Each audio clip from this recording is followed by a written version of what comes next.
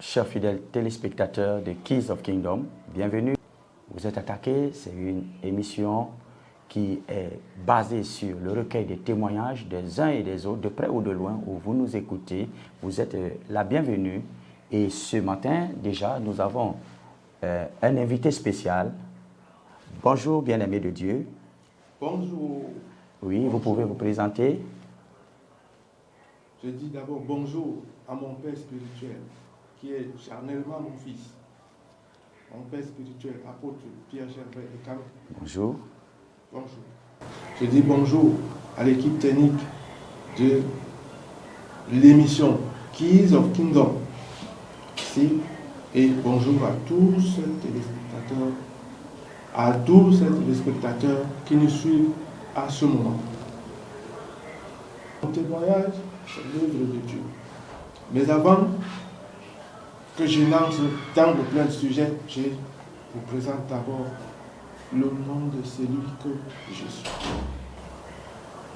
Je suis l'évangéliste Tcheka Boniface. Bien-aimé de Dieu, qu'est-ce qui vous est arrivé? Contez-nous votre histoire. Mon histoire est telle que depuis l'an 2003, je conduisais une moto étant loin du Seigneur, je ne savais pas, dans l'ignorance. Dans un virage quelque part, à 10 ans, j'avais une percussion d'un véhicule et là, j'avais une fracture à la main gauche, parti à l'hôpital de Léa. Oh, j'avais fait 3 jours. Revenu dans la conscience maintenant. 3 jours dans le coma. Bien sûr. Il faut bien le souligner. 3 jours dans le coma. Oui. Revenu en conscience maintenant, j'étais parti pour le massage traditionnel. Et là-bas, j'avais fait 6 mois. Où? Au village Nyanon. D'accord. Au village Nyanon. Oui. Parti de là-bas maintenant, ma mère avait décidé que j'aille à Yaoundé. Et comme je suis toujours obéissant, j'étais parti à Yaoundé. Arrivé là-bas, j'étais parti au marché, mon activité, j'étais parti au marché de planches, au dépôt, à côté de l'hôpital central, le dépôt de Missassi. Oui. Alors, je vendais les planches. Là, j'avais eu une sécheresse au départ. Sécheresse financière. Financière. Ok, bien entendu. Une sécheresse financière. Oui. Même au niveau du marché, rien n'allait. Un mercredi soir, alors, je rentre, ma belle-sœur me raconte une situation que je ne savais pas. Je ne savais pas. Elle me dit, mon grand frère doit aller en prison demain avant midi. L'argent, je n'en ai pas. Je sors d'un accident, qu'est-ce que je vais faire? C'est là où Dieu m'a parlé. L'Esprit de Dieu m'a parlé, il faut prier. Et la prière que j'avais levée à Dieu, j'ai dit que, mon Dieu, je vais faire comment? Si maintenant, je vais faire comment? Il faut que j'ai de l'argent. Il n'y a pas de l'argent, je vais faire comment? Il faut prier la deuxième fois. C'est là où j'avais pris. J'ai fait la prière, j'ai demandé à Dieu, je vais faire comment ici maintenant? J'ai échappé la mort. La charge que les gens ici à Yaoundé mettent sur moi, derrière moi, ce sera qu'il a apporté sa malchance à son grand frère à peine arrivé, il va en prison. Je vais faire comment? C'est la question que j'avais posée à Dieu dans ma prière. Alors, la nuit, je rêve d'un homme qui me tient. Nous sommes à Idéa. Il me dit, quand tu es resté assis, jamais plus la main à la joue. Tant que tu vis sur terre, que tu te promènes, tu trouves que les gens prient Dieu dans une maison quelque part. Ne cherche pas à savoir quel Dieu. Mais s'il précise le nom de Dieu dans cette maison, va dans cette maison. Prie le Dieu que toi tu reconnais. Le Dieu qui fait des choses pour toi, prie-le. Quand ils seront en train de chanter, il a tenu son oreille. Il me dit, même si tu es malade, lève-toi, chante, toi aussi. Il a tapé ses 2 mains 2 fois. Acclame aussi. C'était tout le rêve. Et après, qu'est-ce qui s'est passé? Le matin de jeudi, Oui. parti au marché, 10 heures, arrivé, on a ouvert. Comme l'entretien de la ville. Souvent, ça atteint 10 heures. C'est là où quelqu'un est venu, il me dit, c'était planche. tu vends ça combien? Il est bien fait, on avait baissé le prix. Je lui avais donné le prix et il avait approuvé. Il me dit compte tout. Il a déposé sa mallette sur le lot de planches. Il a sorti 3 liasses de 100 000 dans lesquelles il a sorti 2 billets de 10 000. Donc il restait 280 000. J'ai eu cet argent et les gens autour de moi ont commencé à crier oh, oh, oh, les gars, ça on a vu, il a fait la magie, il est parti, il a fait. Et c'était passé comme ça. Moi, à peine il était parti, je les avais dit que ce que vous voyez, c'est mon Dieu qui m'a donné, je n'ai pas fait la magie. J'étais rentré à la maison. À la maison, j'avais raconté à ma belle-sœur tout ce qui s'était passé. Et quelques temps après, j'ai commencé à appliquer les crises épileptiques que je n'avais jamais eues. Donc c'était la toute première fois. La toute première fois. Donc nous notons déjà ici que l'évangéliste, il a eu un accident au départ, il est rentré dans le coma, sorti du coma, il est allé au village pour le massage. Et c'est au village quand sa maman lui demande d'aller du côté de Yaoundé pour suivre ses activités. Arrivé donc à Yaoundé, il trouve une situation précaire et d'où même dans ses affaires rien ne marchait.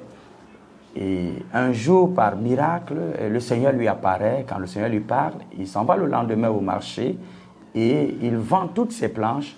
Quand il revient avec l'argent à la maison, il commence à piquer des crises dont lui-même il n'arrivait pas à décrire. C'est après que l'on lui décrit les crises et on se rend compte que ce sont des crises épileptiques. Ok, nous sommes déjà à ce stade. Vous piquez les crises, vous avez des crises épileptiques. Et par la suite, qu'est-ce qui s'est passé? Oui, depuis l'an 2003, j'ai vécu jusqu'à, je crois, 2018 ici. Oui, 2018. 2018. J'ai vécu des crises épileptiques de telle manière que moi-même j'étais inconscient. Vous étiez à l'hôpital? À l'hôpital, oui, j'y étais passé, mais le jour que mon père spirituel, fils Charlin, m'a amené à la montagne de la prière, nous y étions allés et là-bas, c'est là où le Seigneur, l'Éternel a parlé en me disant, à ma personne que je ne suis plus celui qui pique les crises, que je reste seulement fidèle à la prière. Oui. Fidèle à la prière. Je ne prenne plus jamais des comprimés. De ces comprimés que j'achetais après les visites médicales, je voulais dire, après les visites médicales. Oui. Je ne les prenne plus. Depuis ce temps, jusqu'à nos jours, aujourd'hui, je n'avais plus jamais eu la crise épileptique.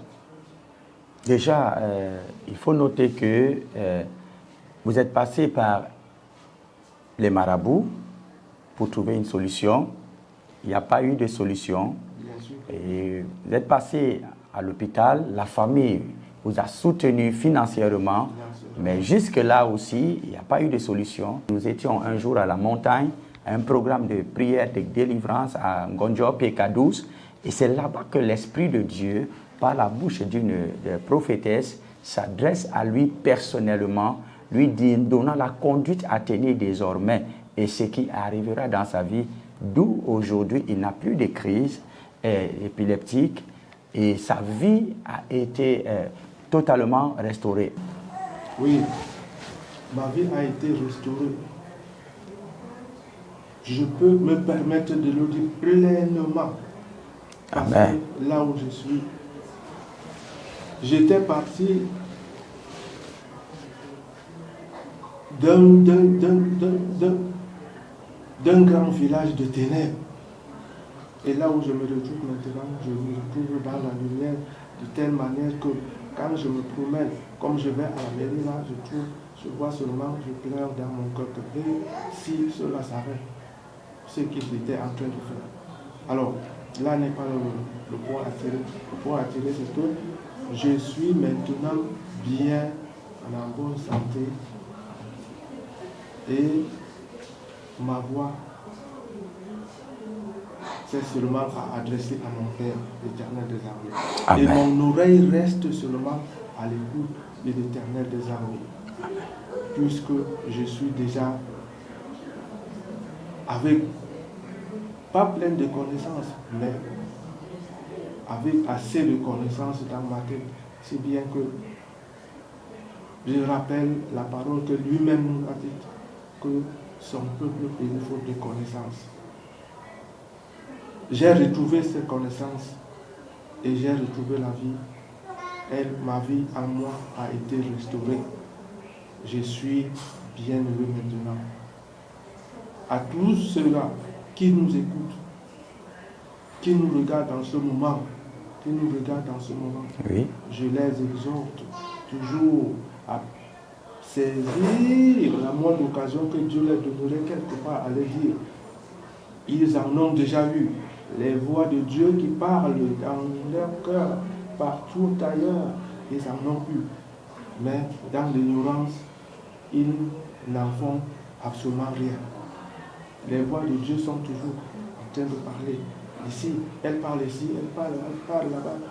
Mais ils n'en tiennent pas compte. La voix de Dieu, elle est toujours là. Dieu présente toujours des occasions. L'autre là, moi je l'avais saisi. À quel moment avez-vous su que vous êtes attaqué? Parce que vous sortez de l'hôpital, vous allez au village, du village vous êtes à Yaoundé, vous faites une bonne affaire un bon matin, vous revenez résoudre le problème dans la maison familiale, mais du coup vous commencez à faire des crises. Quand est-ce que vous avez su que vous êtes attaqué? Bon, le moment de délocalisation, le départ de l'attaque, si je peux l'appeler ainsi, c'était juste à Yaoundé. À Yaoundé? À Yaoundé. Oui. Mais dans ma pensée, j'ai formé dans mon cœur, dans ma pensée, c'est que cela avait été permis par Dieu, fait par les hommes, permis par Dieu pour que je passe par là, afin qu'il me montre. Cela veut dire que vous voulez nous faire comprendre que vous avez pensé que c'est quelqu'un qui en voulait à votre vie. Oui. Et Dieu a dit, ok, je laisse. Au niveau familial. Au niveau familial. Au niveau familial. Oui. Toute la pensée était que j'étais attaqué par des hommes. De la famille. Par les membres de la famille. Ok. Par-ci ou par-là. Oui. Comme je suis un ancien chauffeur. Oui. Ils ont pensé peut-être que quelque part j'ai voulu tenir le véhicule et on m'en a fait jalousie. Okay. Alors, c'était les pensées de famille. La pensée de la famille, on voulait m'amener chez les marabouts. Là, n'était pas la pensée de Dieu. Donc selon vous, c'est à ce moment que vous avez su que vous êtes attaqué. Oui. Pour moi-même personnellement, mon cœur y était aussi, puisque j'ignorais encore. J'étais encore ignorant. Oui. C'est là où ma grande soeur partie du village nous a retrouvés à Yaoundé, dans la famille. Et elle a demandé la permission de m'amener à la prière. Oui. Avant que, revenus de là-bas, nous irons chez les marabouts. Oui. Nous étions allés là-bas à Boudmaka, on appelle Ngomba chez le prophète Yedna. Oui, Papa Yedna. Papa Yedna. Oui. Bon, on a fait un programme de 5 jours. Là, moi, le Seigneur ne m'avait plus rien montré. Sauf que le prophète vous avait parlé de la part du Seigneur. Oui. Oui, parce que précédemment, vous l'avez dit. C'est lui qui avait reçu. Oui. Et il m'a dit, là, c'est la volonté de Dieu qui veut que tu le suives. Mais ça n'a pas empêché qu'après, là, vous alliez chez les marabouts. Le temps de marabout était avant. Ah, c'était avant? C'était avant. Ok. Mais après le prophète, c'était directement la voix de Dieu. La voix de Dieu. Vous êtes allé dans la prière et et vous êtes allé à l'hôpital. Donc vous étiez dans la prière et à l'hôpital. Jusqu'à ce que vous rencontriez l'homme de Dieu ici à Douala. Jusqu'à ce jour-là.